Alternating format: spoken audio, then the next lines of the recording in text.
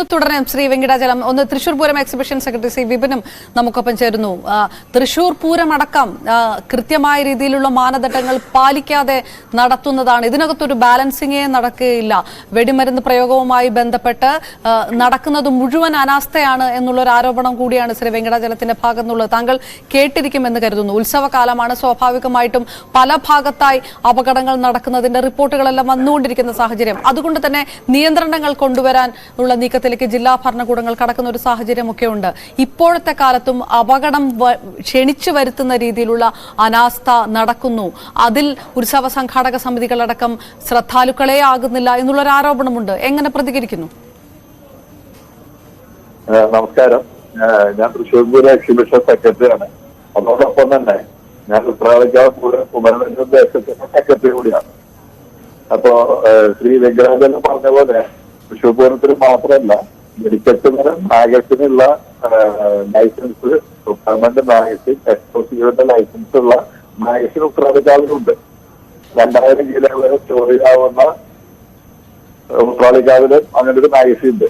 അത് പറഞ്ഞത് ശരിയാണ്. വളരെ ശ്രദ്ധിച്ച് കൈകാര്യം ചെയ്ത് ആൾക്കാരെ അകത്ത് മാറ്റി എല്ലാം ചെയ്യേണ്ട ഒരു പ്രക്രിയയാണ് വെടിക്കെട്ട്. അത് സംശയമില്ല.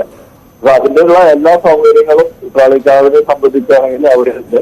കാരണം പോലീസ് ഉദ്യോഗസ്ഥന്മാർ, റവന്യൂ ഉദ്യോഗസ്ഥന്മാർ, കമ്മിറ്റിക്കാര് വേണ്ട പ്രിക്കോഷനുകൾ ശ്രദ്ധി സ്ഥലത്താണ് അവിടെ വെടിക്കെട്ട് പൊട്ടിക്കാറ്. പരമ്പരാഗതമായ വെടിക്കെട്ട് പൊട്ടിക്കാൻ ജില്ലാ ഭരണകൂടം അനുമതി തരും എന്ന് തന്നെയാണ് ഞങ്ങളുടെ വിശ്വാസം.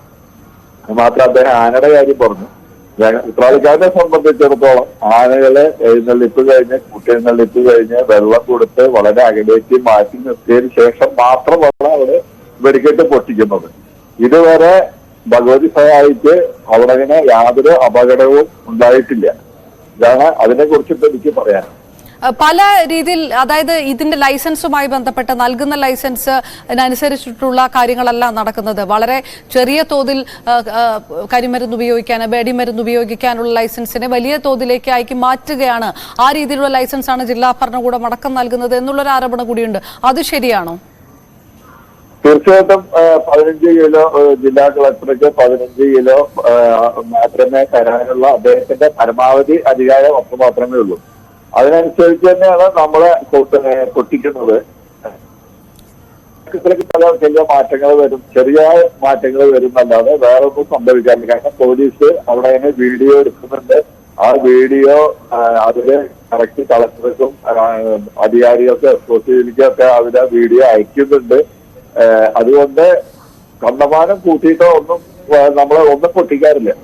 ജില്ലാ ഭരണകൂടത്തിന്റെ അനുമതിയോടുകൂടി പോലീസ്. നിങ്ങൾ എങ്ങനെയാണ് ഈ മരടില് ഇപ്പോൾ വെടിക്കെട്ട് ഉപയോഗം, വെടിമരുന്ന് പ്രയോഗം നിരോധിച്ചിരിക്കുന്ന ഒരു സാഹചര്യം, അല്ലെങ്കിൽ അതിനൊരു സ്റ്റേ ഉള്ള ഒരു സാഹചര്യം ഉള്ളത് തൃപ്പൂണിത്തുറ അപകടത്തിന്റെ പശ്ചാത്തലത്തിലാണ്. ക്ഷേത്ര ഭാരവാഹികൾക്കെതിരെ പോലീസും മനുഷ്യാവകാശ കമ്മീഷനും ഒക്കെ കേസെടുക്കുന്ന രീതിയിലേക്ക് കാര്യങ്ങൾ പോയി. ആ വിഷയത്തെ എങ്ങനെയാണ് കാണുന്നത്?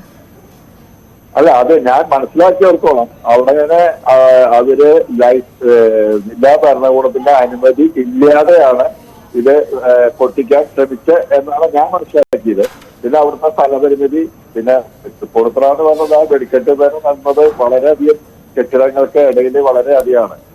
ഉത്രാളിക്കാവിനെ സംബന്ധിച്ചിടത്തോളം മാഗസിൻ എന്ന് പറയുന്നത് എല്ലാ മാനദണ്ഡങ്ങളും പാലിച്ചുകൊണ്ട് പറഞ്ഞിട്ടുള്ള എക്സ്ക്ലൂസീവ് ലൈസൻസ് ഉള്ളതാണ്.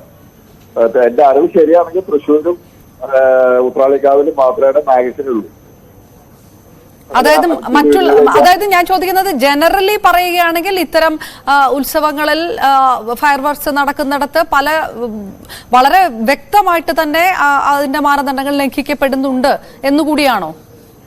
അല്ല, നമ്മള് ലൈസൻസ് എടുത്ത് കളക്ടറുടെ ജില്ലാ ഭരണകൂടത്തിന്റെ അനുമതിയോടുകൂടി, ഇതായിട്ടുള്ള അനുമതിയല്ല, രേഖാമൂലമുള്ള അനുമതിയോടുകൂടി പൊട്ടിക്കുന്ന വെടിക്കെട്ട് നിയമപരം തന്നെയാണ്. മറ്റത് നിയമപരമല്ലാതെ പൊട്ടിക്കുന്നുണ്ടോന്ന് നമുക്കറിയില്ല. നിയമം അനുവദിച്ചിട്ടാണ് പൊട്ടിക്കണമെന്ന് അത് നമുക്കറിയാം. ഓക്കെ, ഞാൻ തിരികെ എത്താം. ശ്രീ വിപിൻ, ദയവായി തുടരുക. ഒരിക്കൽ